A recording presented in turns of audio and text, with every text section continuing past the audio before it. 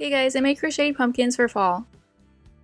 I made a bunch in different sizes before choosing the perfect size I wanted for creating a garland.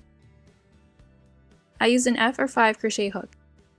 First I placed the yarn over the hook with the end facing forward. I brought the end of the yarn to the back, wrapping around the longer end. Then I brought the longer end over to the front of the hook and pulled the yarn through the loop created. This is a slip knot. I brought the longer end over to the front again and pulled the yarn through the loop created. This is the first chain stitch. I made 13 chain stitches, 12 for the row and 1 to start the next row. It should look like a braid. Next I went through the back loop of the chain stitch. Wrap the hook and pull the yarn through the braid. Wrap it again and pull the yarn through both loops. Repeat this with the next chain stitch.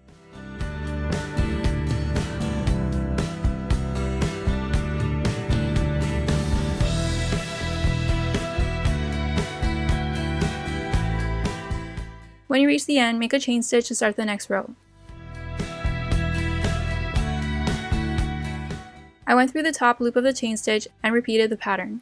Wrap the hook, pull the yarn through the braid, wrap it again, and pull the yarn through both loops.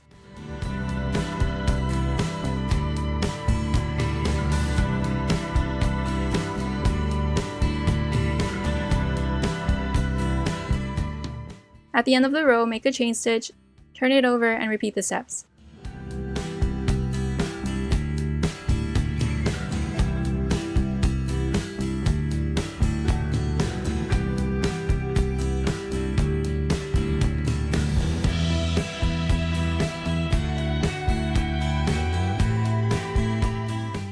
You should start to see a rib pattern.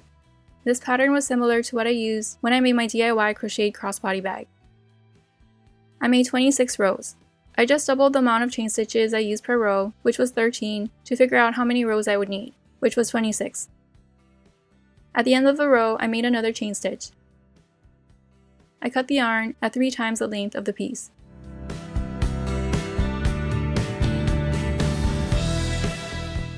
Then pulled it completely through the loop. The longer end will be used to close the openings. Using a tapestry needle, I connected the ends with an overhand stitch.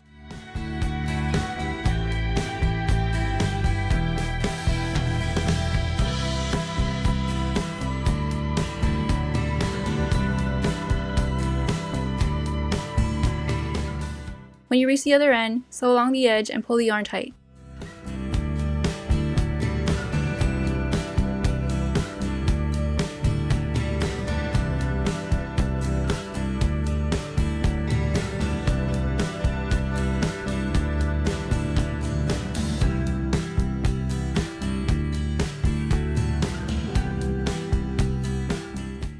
Then triple knotted the yarn to secure it.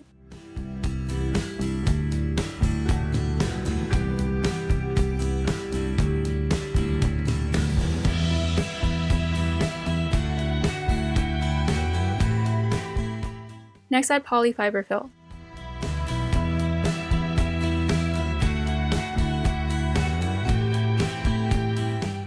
Sew along the other edge and pull the yarn tight.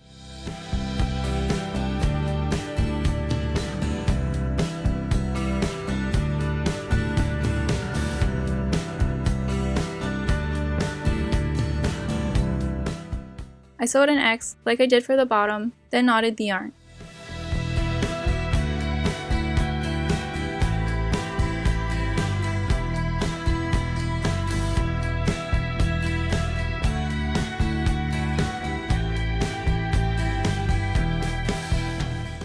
Pull the needle back down to the bottom center and tug it. Then cut the extra yarn.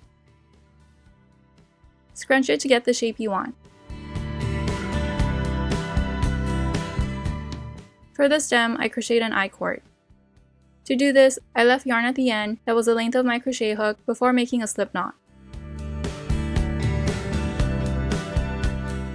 Then I made 3 chain stitches. Go through a chain stitch, wrap the hook, and pull the yarn through the braid. Then go through the next chain stitch, wrap the hook, and pull the yarn through the braid. You should have 3 loops. Carefully remove 2 loops from your crochet hook and hold them so they don't unravel. Wrap the hook and go through the loop.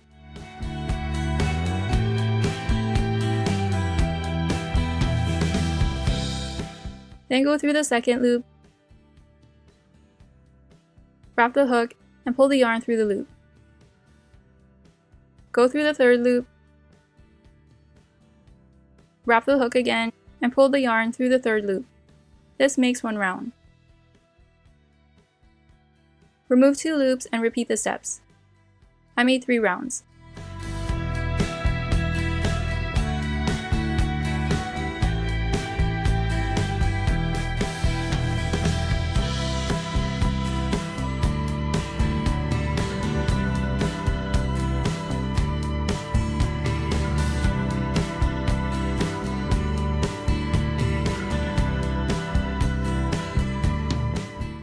At the end, I wrapped the hook, went through all 3 loops, and made a chain stitch. Leave extra yarn at the end, the length of a crochet hook, and go completely through the loop.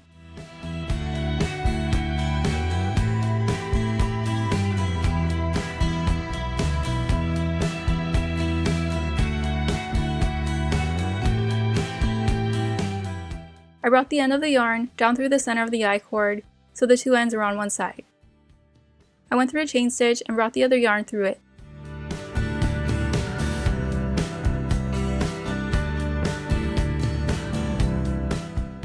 Next, attach the stem. I sewed the ends through the top of the pumpkin, creating a neck.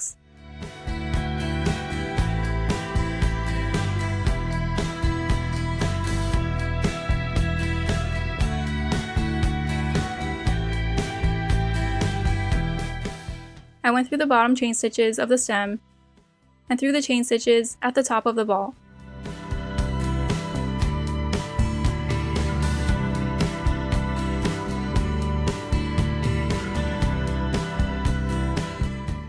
When it feels like the stem is secure, bring the 2 ends of yarn to one spot. Then triple knot them.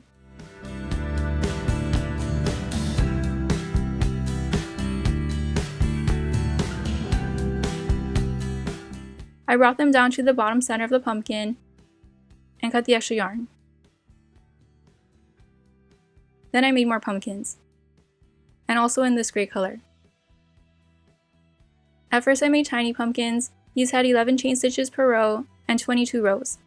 These were too tiny.